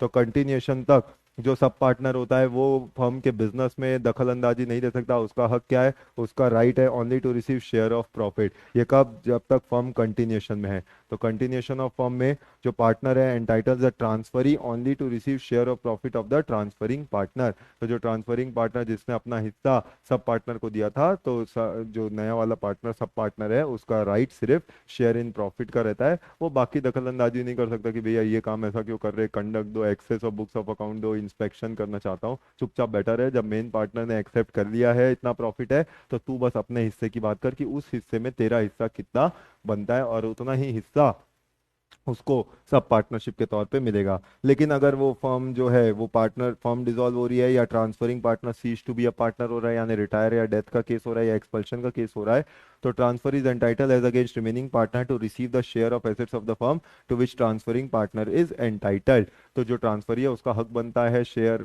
जो भी रिटायरिंग पार्टनर था उसका हिस्सा देने का। और उस हिस्से को डिटरमाइन करने के लिए to an account as and from date of dissolution, तो डेट ऑफ डिसोल्यूशन से वो अकाउंट्स का वेरिफिकेशन एक तरीके से कर सकता था। तो ये काम सिर्फ कब होता है, where the firm is dissolve या पार्टनर जो है वो रिटायर हो रहा है। तो 29 का सवाल आए तो बस देख लेना कि फर्म चल रही है कि फर्म खत्म हो गई। चल रही है तो 29 1 का जवाब होता है, खत्म हो गई तो 29 2 का सवाल होता है। वैसे ही 30 जो था वो पूरा position of minor with respect to Indian partnership act बोलता था। तो 30 जो था वो सिंपल सी बात बोलता था कि माइनर जो है वो पार्टनर नहीं बनता unless consent of all partners received है, और कंसेंट मिले तो वो माइनर को बेनिफिट्स के लिए एडमिट करा सकते थे। Such minor will have a right to access, मतलब वही राइट्स उसको भी मिलते हैं। दोहरा रहा है एक तरीके से, याद दिला रहा है कि माइनर है तो ये मत समझो कि उसको वो राइट्स नहीं मिलेंगे जो सेक्शन 9 10 11 12 में होते थे। तो इंस्पेक्ट जो था 12 सब सेक्शन 4, इंस्पेक्शन का अधिकार, वेरिफिकेशन का अधिकार, एक्सेस का अधिकार, वो सब माइनर को भी मिलता है। हाउएवर वो पर्सनली लायबल कभी भी नहीं होता, ये सब सेक्शन 3 ने बताया। और 4 ने बोला कि अगर माइनर को उसका हिस्सा नहीं मिल रहा है फॉर द बेनिफिट्स, तो वो एग्जिस्टिंग पार्टनर के खिलाफ एक्शन नहीं ले सकता unless severed he severed his connection from the firm. अगर उसने क्या किया, he can not sue the partner for the account or payment of his share save when severing his connection with the firm. तो अगर उसने partner के खिलाफ action लेना है तो वो तभी लेगा जब वो फर्म से अपना नाता जो है वो पूरी तरीके से तोड़ ले। 30 सबसेक्शन 5 सबसे इंपॉर्टेंट बातें थी, जो था position of minor on attaining majority. तो जब माइनर मेजोरिटी अटेंड कर लेता है और वो किसी फर्म का पार्टनर था, तो कितना समय दिया जाता है, 6 months of attaining majority or of his obtaining knowledge whichever is later। जो भी उसको पता चला कि वो किसी फर्म में पार्टनर है वो तारीख, या 18 साल के बीतने के 6 महीने बाद तक की तारीख, दोनों में से जो भी बाद में आए। पर ऑब्वियसली अगर ऑब्टेनिंग ऑफ नॉलेज वाली बात बोल रहे तो ये owner of proof, owners of proof जो है 30 सबसेक्शन 6 में उस व्यक्ति पर रहेगा जो क्लेम कर रहा है कि उसको जानकारी नहीं थी, यानी सिंपल लैंग्वेज में माइनर के ऊपर रहेगा कि उसने क्लेम करना है कि उसको जानकारी नहीं थी कि वो किसी फर्म में एज अ माइनर पार्टनर बना हुआ था। वो 20 साल का हो गया है, अब उसको पता चला कि वो किसी फर्म में पार्टनर था, तो उस केस में फिर जब पता चला तब। अदरवाइज 18 साल 6 महीने तक का समय है। क्या समय है कि या तो वो डिसाइड कर ले whether he wants to continue, whether he wants to continue he elected to become or that he elected not to become a partner। और इसके लिए क्या करना है, एक पब्लिक नोटिस के देके जानकारी दे देनी है कि वो माइनर जो है वो उस फॉर्म में कंटिन्यू करना चाहता है एज अ पार्टनर की नहीं। अगर कंटिन्यू करना चाहता है तो उसकी राइट्स एंड लाइबिलिटीज क्या होंगी ये आगे बताया जाता है, और कंटिन्यू नहीं करना चाहता तो उसकी राइट्स एंड लाइबिलिटीज क्या होंगी ये भी आगे बताया जाता है। प्रोवाइडेड दैट अगर 6 महीने का समय बीत गया या जानकारी थी उसके बाद भी वो एक्शन नहीं लिया, तो क्या माना जाएगा, बाय डिफॉल्ट पार्टनर हो कि नहीं हो, he shall become a partner in the firm on expiry of the said period of 6 month. तो 6 महीने की एक्सपायरी के बाद आपने ऑटोमेटिकली उस फर्म का पार्टनर मान लिया जाएगा। जाएगा। तो सब सेक्शन 6 वही ओनर्स ऑफ प्रूफ की बात कर रहा था कि जहां पे person has admitted as minor to the benefits of firm, burden of proving किसका होता है, the fact that such person had no knowledge of admission until a particular date after expiry of 6 month shall lie on the person ascertaining that fact. तो जो बोल रहा है कि सब मुझे पता नहीं था कि मैं इस फर्म में पार्टनर हूं, तो तू साबित कर कि तुझे पता नहीं था। तू 20 साल का हो गया बोलता था पता नहीं था, बदतमीज आदमी, तो मुझे नहीं पता था दिसंबर में एग्जाम हो रहा है, तो अब तू साबित कर कि तुझे पता नहीं था। तो ऐसे पॉइंट ऑफ टाइम में ओनर्स ऑफ प्रूफ किसका होता है, onus of proof is on the person who is ascertaining the fact कि it was not within his knowledge even after expiry of 6 months. Correct. अब 6 महीने के अंदर if he becomes a partner तो उसके राइट ड्यूटीज क्या होंगे, ये सबसेक्शन 7 है। और अगर वो नोके बोलता है तो ओके बोलने पे राइट जो है वो सबसेक्शन 7 बताता है, तो नोके बोलने पे राइट्स एंड ड्यूटीज जो है वो सबसेक्शन 8 बताता है। तो राइट्स एंड लाइबिलिटीज क्या होंगे, अगर उसने ओके बोल दिया तो सीधी बात है, जिस दिन से he was admitted to the benefits of partnership firm उसी दिन से समझ लो उसकी राइट्स लाइबिलिटीज चालू हो जाती हैं, और वो फिर पर्सनली लायबल भी होना चालू हो जाएगा, क्योंकि he is elected to become a partner in a firm. तो वो इलेक्ट कर चुका है फर्म में पार्टनर बनने का। और उसका sharing unless otherwise agreed share in the profit shall be the share which he was entitled as a minor. तो माइनर के दौरान जितना मिलता था वही हिस्सा उसका अभी भी रहेगा। और यहाँ पे कंटिन्यू यानी he also becomes personally liable to third party for act of the firm since he was admitted to the benefits of partnership. उस दिन से उसकी लायबिलिटी मतलब कुल मिलाकर जिस दिन से पार्टनर बना था तब से वो नॉर्मल पार्टनर ट्रीट किया जाता है। लेकिन अगर नोक के बोल दिया तो क्या होगा, फिर उसकी पोजीशन माइनर की तरह ही रहेगी, और माइनर की तरह रहेगी तो उसकी लाइबिलिटी पर्सनल नहीं होगी कभी भी, वो लिमिटेड लाइबिलिटी के साथ ही रहेगा, ओनली फॉर द बेनिफिट्स रहेगा। खाली उसका शेयर ऑफ प्रॉफिट जो है वही लॉस के लिए लायबल होगा, बाकी कोई लाइबिलिटी वो माइनर इनकर नहीं करेगा। इवन 18 साल 4 महीने का भी हो गया तो भी उसकी पर्सनल लाइबिलिटी नहीं इनकर होगी, क्योंकि he has elected not to become a partner. तो his right liability shall continue until he gives a public notice and his share shall not be liable for acts of firm done after the date of notice. Correct. Or however nothing in 7-8 shall affect the provision of 28, यानी bye holding out के case को कोई भी अलग नहीं कर पाएगा। तो ये पोजीशन ऑफ माइनर थी सेक्शन 30 के अंदर। तो 30 तक माइनर की बातें थी, 29 सब पार्टनरशिप की बात थी, तो 31, 32, 33, 34 ये सब पार्टनर के आने जाने की कहानी है। तो जहां 31 बोलता है एडमिशन ऑफ पार्टनर, तो 32 बोलता है रिटायरमेंट ऑफ पार्टनर, तो 33 बोलता है एक्सपल्शन ऑफ पार्टनर, तो 34 बोलता है इंसॉल्वेंसी ऑफ पार्टनर। ये सब ग्राउंड इंस्टेंसेस बनते हैं जहां पे पार्टनर फर्म में आता है या पार्टनर फर्म से जाता है। तो 31 एडमिशन ऑफ पार्टनर को लेके बोलता है कि अनलेस अदरवाइज एग्रीड जो है without the consent of all the existing partners कोई भी नया पार्टनर एडमिशन नहीं होता है, but subject to contract and provision to section 30। Minor वाला केस को हटा दें और बाकी चीजों को ध्यान में रखें। तो नॉट विथ स्टैंडिंग क्या होगा, कोई भी पार्टनर जब तक सबकी रजामंदी ना हो एडमिशन ऑफ पार्टनर नहीं होता, और एडमिशन ऑफ पार्टनर हुआ तो जो नया पार्टनर आ रहा है उसकी लाइबिलिटी कब होगी, does not thereby become liable for acts of the firm done before he became a partner। तो पार्टनर बनने से पहले की तारीख तक की जो भी लाइबिलिटी थी उसके लिए नया पार्टनर जिम्मेदार जवाबदार नहीं होता। यही था सिंपल 31। तो 32 पूरा रिटायरमेंट का केस था, रिटायरमेंट ऑफ पार्टनरशिप। तो रिटायरमेंट के केस में कोई भी पार्टनर अगर फर्म को छोड़ के जाना चाह रहा है तो वो डिपेंडिंग अपॉन किस टाइप का पार्टनर था। नॉर्मल कोर्स में अगर हम उसे एक्टिव पार्टनर मानते हैं तो उसने क्या करना है, पब्लिक नोटिस ऑफ रिटायरमेंट देना है and consent of all partners with express agreement by partner give notice in writing to all the partners of intention to retire. अपनी इच्छा जाहिर कर दो कि मैं रिटायर होना चाहता हूँ, और एक बार आपने अगर अपनी इच्छा जाहिर कर दी of your intention to retire तो वो क्या हो जाएगा, अपनी लाइबिलिटी से मुक्त हो जाएगा एक बार अगर उसने पब्लिक नोटिस दे दिया तो। A retiring partner may be discharged from liability to third party for acts of the firm done before his retirement or by agreement। यानी जो लाइबिलिटी पहले इनकर की थी उससे भी मुक्त होना चाहते हो तो जो नई फर्म जो कंटिन्यू हो रही है और जो क्रेडिटर्स हैं उनसे कंसेंट ले लो। अगर उन दोनों को कोई दिक्कत नहीं है तो जो पार्टनर है वो अपनी लाइबिलिटी से सदा सदा के लिए मुक्त भी हो सकता था। However, notwithstanding retirement of partner from the firm, he and the partner continue to be liable as partners to third party for act done by them, which would have been an act of the firm if done before retirement until public notice is given of the retirement। यानी अगर retiring partner ने public notice दिए बगैर बस firm से छोड़ के चला गया और उसके बाद भी फर्म वो काम कर रही है और यूजुअल कोर्स ऑफ बिजनेस में है तो थर्ड पार्टी के प्रति वो रिटायरिंग पार्टनर भी लायबल रहेगा, प्रोवाइडेड जो थर्ड पार्टी थी जिसने फर्म के साथ डील किया, पहली बात उसे पता नहीं था कि वो पार्टनर रिटायर हो चुका है, या दूसरी बात वो जो काम कर रही है उसे पता था कि वो उस फर्म का पार्टनर है। अगर मुझे जानकारी नहीं थी कि वो उस फर्म का पार्टनर है और मैंने उस फर्म के साथ डील किया है without aware of the fact कि इस retiring partner is a partner of a firm, तो मैं उसको जवाबदार नहीं ठहरा सकता था।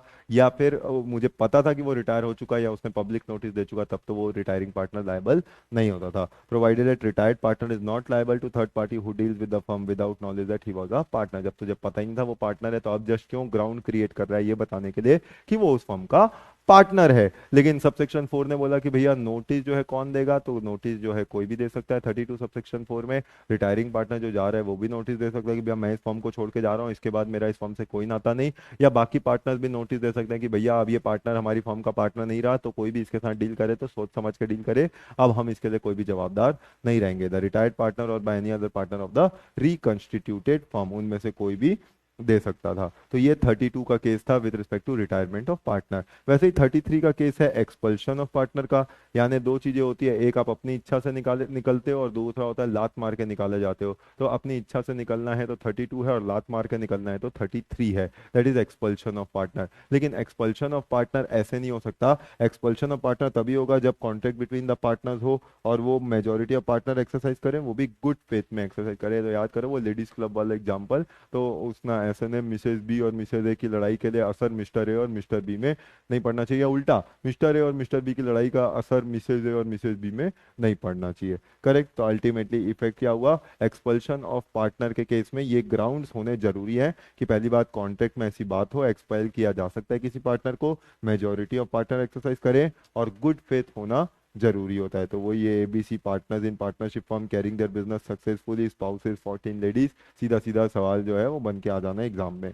34 डील करता था इंसॉल्वेंसी ऑफ पार्टनर के केस में। तो जैसे ही कोई पार्टनर इंसॉल्वेंट होता है, याद करो उसकी पार्टनरशिप वहीं पे खत्म हो जाती है, सेसेशन ऑफ पार्टनरशिप का केस हो जाता है। तो वो उसके बाद उस फर्म का पार्टनर नहीं रहता और कोई भी लाइबिलिटी उसके बाद इनकर नहीं करता।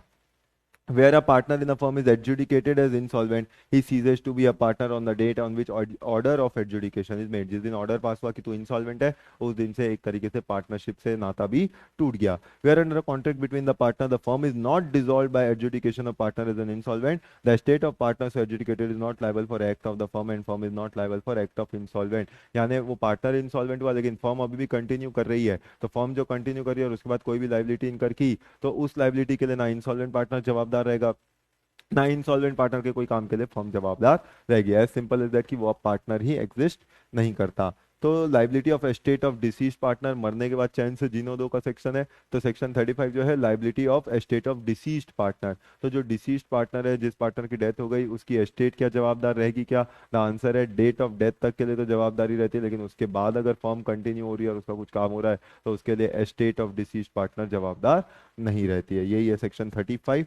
36 जो डील करता था, ये बात करता है जो पार्टनर फर्म छोड़ के जा रहा है उसके राइट्स को लेके कि वो कोई भी काम कर सकता है। Outgoing partner may carry on the business competing with that of the firm and may advertise such business but subject to contract to the contrary he may not. पर कुछ कामों की उसको मनाही है। जो फर्म पार्टनर फर्म छोड़ के जा रहा है वो फर्म का नाम इस्तेमाल नहीं करेगा या represent himself as carrying on the business of the firm. अब बाकी लोगों को ये नहीं बताएगा कि वो बिजनेस कंटिन्यू कर रहा है फर्म के बिहाफ में, या solicit the customer of person who are dealing with the firm.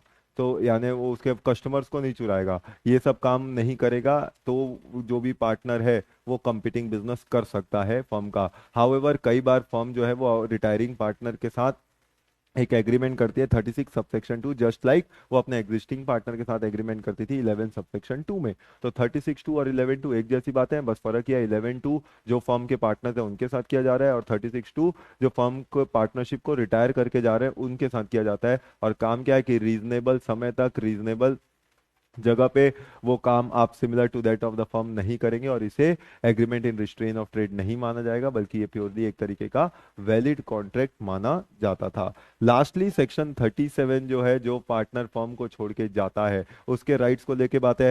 Right of outgoing partner in certain cases to share subsequent profit. तो सबसीक्वेंट प्रॉफिट यानी एक बार आप फर्म से रिटायर हो गए तो आप सुन चुके हैं कि जो भी पार्टनर जाता है वो अपने हिस्से की पूरी चीजें लेके जाता है। तो जब कोई पार्टनर अपने हिस्से की पूरी चीजें लेके जा जा रहा है, तो उस केस में क्या होगा? उस केस में सीधी सीधी बात है कि where any member of a firm has died or otherwise cease to be a partner, तो उस केस में उसको दो ऑप्शन दिए गए थे। ऑप्शन क्या थे कि या तो वो अपना जो भी उसका हिसाब किताब बनता है उसको एज अ लोन ट्रीट कर ले फर्म का, और वो लोन पे 6% के हिसाब से इंटरेस्ट ले ले जब तक उसको पैसा बनता था, तब से लेके जब तक फर्म ने अकाउंट सेटल किया उस तारीख तक का, और या फिर वो अपना प्रॉफिट में हिस्सेदारी कंटिन्यू रखे उस फर्म पे, कब तक? जब तक उसको उसका अकाउंट सेटल नहीं कर दिया जाता। In the absence of contract to the contrary, outgoing partner or estate is entitled at option of himself or representative. Option क्या है? Option number 1, share of profit made since he ceased to be the partner as may be attributable to use of share of profit, या interest at 6%। तो ये दो option उसको दिए जाते थे, ऑप्शन 1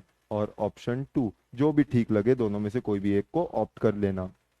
तो ये सेक्शन 37 के ऑप्शंस की बात थी। और लास्ट सेक्शन 38 जो था वो रेवोकेशन ऑफ गारंटी की बात थी। मतलब अगर कोई कंटिन्यूइंग गारंटी दिया जाता था किसी के द्वारा और फर्म का कॉन्स्टिट्यूशन चेंज हो जाता था, तो याद करिए जैसे ही आपने रेवोकेशन गारंटी दी थी, गारंटी का कोई कॉन्ट्रैक्ट किया था और फर्म का कॉन्स्टिट्यूशन चेंज हुआ, तो वो गारंटी वहीं पर रिवोक हो गई, मतलब एक तरीके से कैंसिल हो गई। अब वो कंटिन्यूइंग गारंटी नहीं होगी, तो अब क्या करना पड़ेगा? वो आपको एक नई गारंटी एंटर करनी पड़ेगी विद द चेंज्ड कॉन्स्टिट्यूशन, यानी नई पार्टनरशिप फर्म के साथ एक नई गारंटी आपको बनानी पड़ती है। वो कंटिन्यूइंग गारंटी वहीं पे खत्म हो जाती है जहां पे कॉन्स्टिट्यूशन जो है फर्म का चेंज होता है। तो फर्म का कॉन्स्टिट्यूशन चेंज हुआ, वहीं पे आपने क्या कर लेना है? वहीं पे एक नई गारंटी बना देनी है। तो तीसरा जो यूनिट अपना बनता था वो था registration and dissolution of partnership. जब registration and dissolution of partnership की बात आती है तो आप जानते हैं ये अपने आप में एक इंडिपेंडेंट टॉपिक है, क्योंकि पार्टनरशिप का रजिस्ट्रेशन जो है दोस्तों वो क्या है? ऑप्शनल इन नेचर है। ऑप्शनल इन नेचर क्या हो गया? आप लोग इतना हंस क्यों रहे?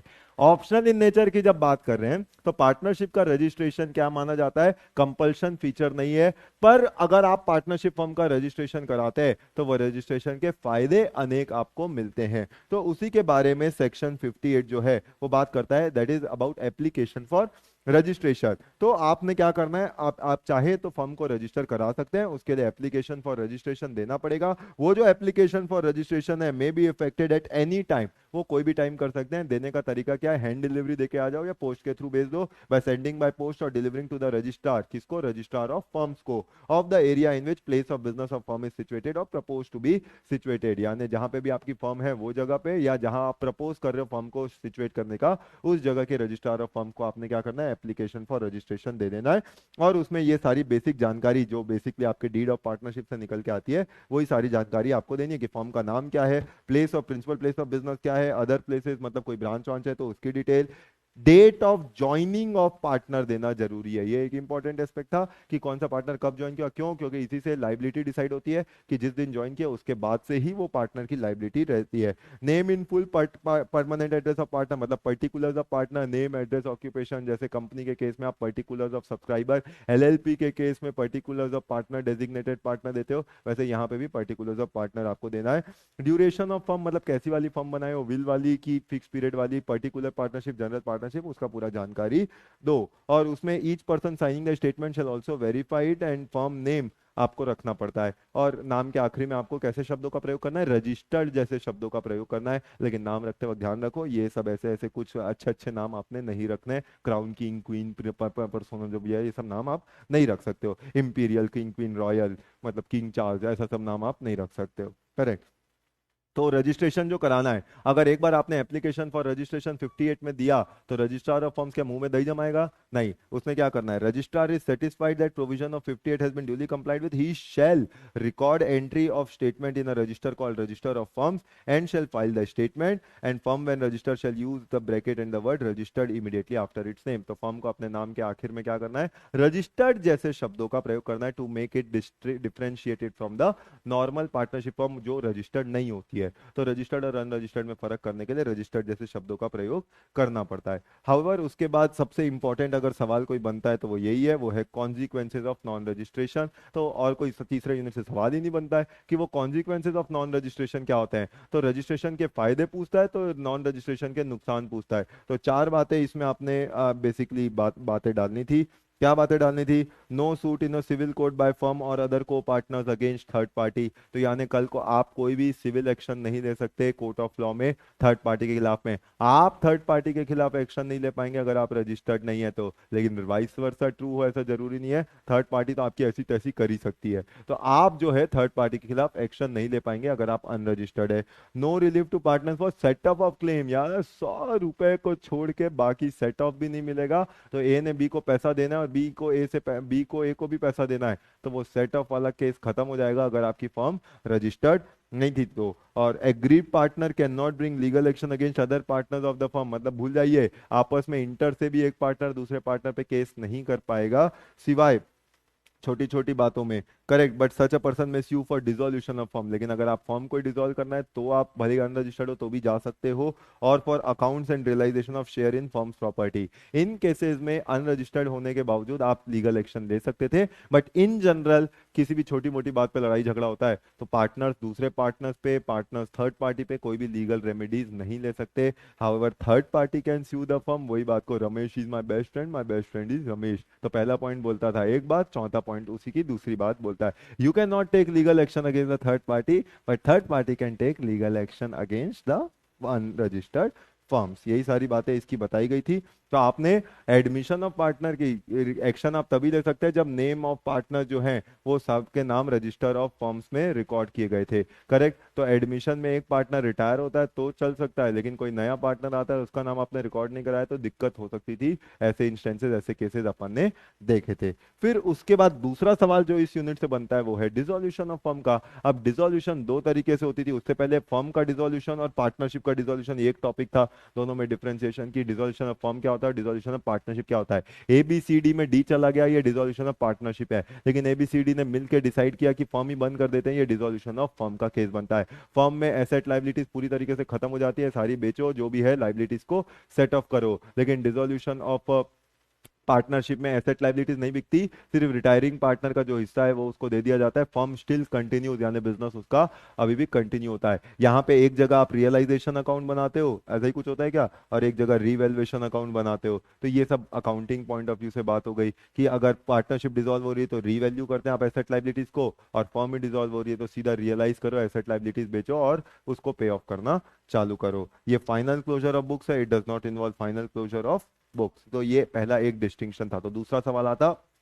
डिसोल्यूशन ऑफ फर्म और डिसोल्यूशन ऑफ पार्टनरशिप। और तीसरा सवाल आता mode of dissolution of firm को लेके। मोड ऑफ डिसोल्यूशन की जब आप बात करते हैं तो मोड ऑफ डिसोल्यूशन कैसे होता है। डिसोल्यूशन एक होता है विदाउट ऑर्डर ऑफ कोर्ट और वॉलेंट्री डिसोल्यूशन, मतलब अपनी इच्छा से डिसॉल्व किया, और दूसरा होता है dissolution by order of court, section 44। ये दो तरीके से डिसोल्यूशन होता है, किसी भी एक का सवाल आ सकता है या कॉमन सवाल आ सकता है कि डिसोल्यूशन होता कैसे है। तो अगर अपनी इच्छा से डिसोल्यूशन कर रहे हो तो अपनी इच्छा से डिसोल्यूशन कैसे होता है भैया, एग्रीमेंट से, dissolution by agreement.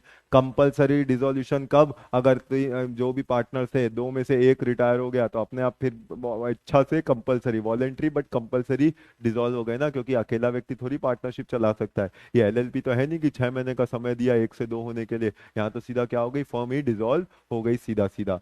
Correct. Dissolution on happening of certain contingencies, अगर आपने वो फर्म का कंटिन्यूशन नॉन कंटिन्यूशन किसी कंटिजेंसी पे डिपेंड किया था और वो कंटिजेंसी हो जाती है तो हो सकता है फर्म को डिसॉल्व करने की नौबत आ जाए, जैसे कि death of partner, adjudication of partner as insolvent, fix term था तो एक्सपायरी ऑफ फिक्स टर्म, तो ये अपने आप में डिसोल्यूशन का केस बन जाता था। या dissolution by notice of partnership at will, will वाली थी और अपनी इच्छा जाहिर कर दी तो इच्छा जाहिर कर दी तो वॉलेंट्री डिसोल्यूशन अपने आप हो गया। तो ये था वॉलेंट्री डिसोल्यूशन का केस 4 इंस्टेंस में। लेकिन डिसोल्यूशन बाय कोर्ट, कोर्ट कई बार आपकी फर्म को डिसॉल्व करता है। अब सवाल है कोर्ट क्यों अपनी नाक घुसेड़ेगा मेरी पार्टनरशिप फर्म में, कोर्ट को क्या जरूरत है इंटरफेयर करने की। तो सर्टेन केसेस में कोर्ट जो है वो इंटरफेयर कर जाता है और आपकी फर्म को डिसॉल्व करने का ऑर्डर पास करता है। तो डिसोल्यूशन बाय कोर्ट कब होता है, इनसैनिटी और अनसाउंड माइंड में। तो एक को छोड़ के अगर बाकी सभी पार्टनर इनसेन हो गए, अनसाउंड माइंड के हो गए, तो बोलेगा अब ये फर्म चल के क्या रखा है इस फर्म में, वो सुन भी नहीं रहे, एप्लीकेशन भी कौन फाइल करेगा, फर्म को बंद करो, सीधा ऐसी तैसी कराओ। Permanent incapacity,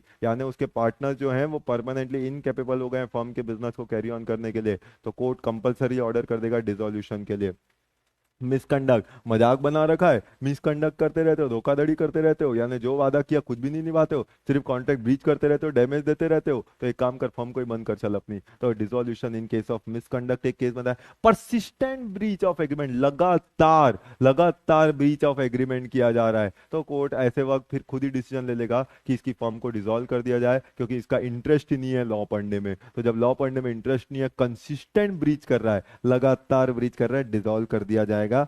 following comes into category of breach of contract, example के तौर पे दे रहा है embezzlement, erroneous account, holding more cash than allowed, या refusal to show account despite repeated request. ये सब एग्जांपल्स इंस्टेंसेस है जहां पे आप ब्रीच ऑफ कॉन्ट्रैक्ट लगातार माना जा सकता है कि भैया लगातार चोरी कर रहा है फर्म में ही बैठ के, फर्म के पैसों का गबन कर रहा है, एम्बेजलमेंट, तो फर्म के पैसों में अकाउंट जो है वो इतना गलत रखता है, एसेट को लाइबिलिटी में लिखता है, लाइबिलिटी को एसेट में दिखाता है पूरी क्लास होने के बावजूद, holding more cash than allowed, जितना बार बार हमने लिमिट सेट किया था कि 5 लाख से ज्यादा कोई भी पार्टनर कैश नहीं रखेगा, फिर भी कभी भी तेरे पास चेक करो 10 लाख तो मिनिमम मिलते हैं, ये क्या मजाक बना रखा है। और रिफ्यूजल टू शो अकाउंट, तो अकाउंट्स क्यों नहीं बताता है, एक बार तेरे को होमवर्क देते कॉपी दिखाए कर, क्यों नहीं अकाउंट्स की कॉपी दिखाता। तो रिफ्यूजल टू शो, इसका मतलब आपको पता है कि आपने बैलेंस शीट कैसी बनाई है।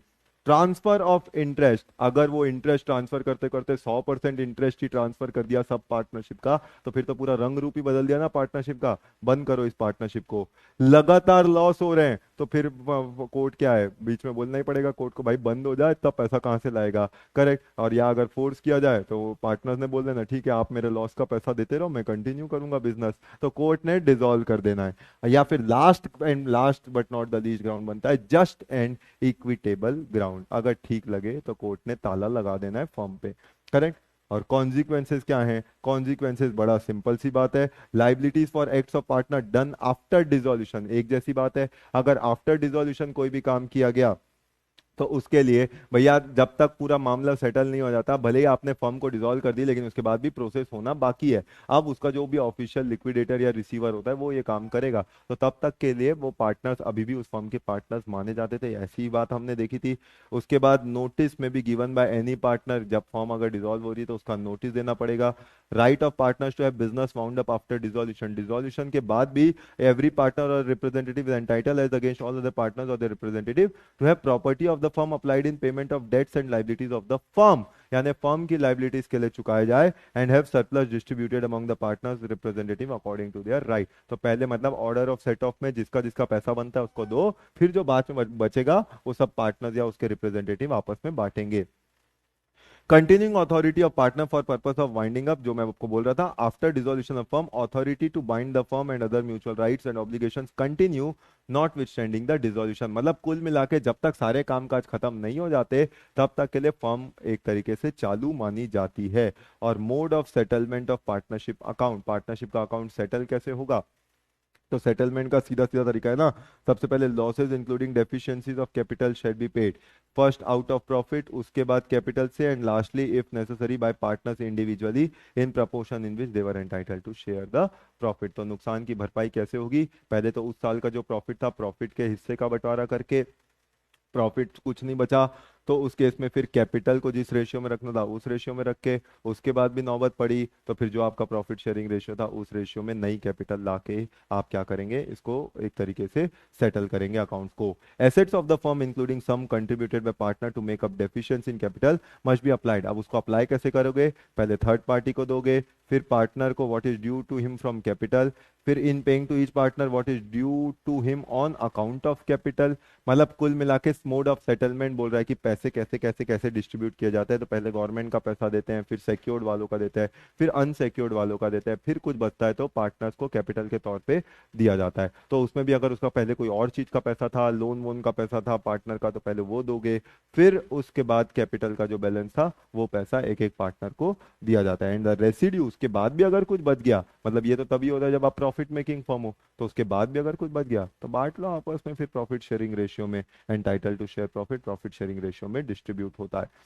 आगे की जो बातें हैं वो तो बड़ा एक कॉमन सी बात है, वो है 49, और वो क्या है, firm debts and separate debts. सीधा सा लॉजिक है, अगर फर्म की प्रॉपर्टी है और उसको बेच के पैसा आ रहा है तो उससे पहले फर्म का लाइबिलिटी चुकेगा, फिर जो बचेगा उसमें से जो पार्टनर का हिस्सा था वो हिस्से से पार्टनर की लाइबिलिटी क्लोज की जाती थी, करेक्ट। लेकिन अगर कोई एसेट पार्टनर की पर्सनल एसेट है तो पार्टनर की पर्सनल एसेट से पहले उसकी पर्सनल लाइबिलिटी क्लोज होगी, फिर जो पैसा बचेगा वो पैसा फर्म की लाइबिलिटी को क्लोज करने के लिए इस्तेमाल किया जाता है। तो अगर जॉइंट डेट्स है due from firm and separate debts due from partner है, तो अगर फर्म की प्रॉपर्टी है it shall be applied at the first instance in payment of debts of firm. तो पहला सेटलमेंट उसका फर्म के पैसों से हो, फर्म के पैसे लोन के लिए होगा। और उसके बाद अगर कुछ बचता है तो वो भी पूरा नहीं, जो पार्टनर का हिस्सा था जो बचा वो तो तीनों पार्टनर का हिस्सा था ना, उसमें तेरा जितना हिस्सा था वो लोन क्लोज होगा। And then share of each partner shall be applied to payment of separate debts paid to him.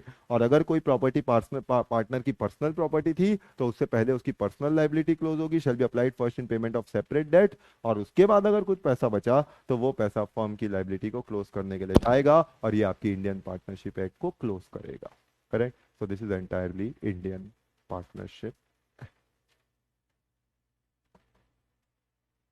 ठीक। और ये है अपना बिजनेस लॉस एंड करस्पॉन्डेंस।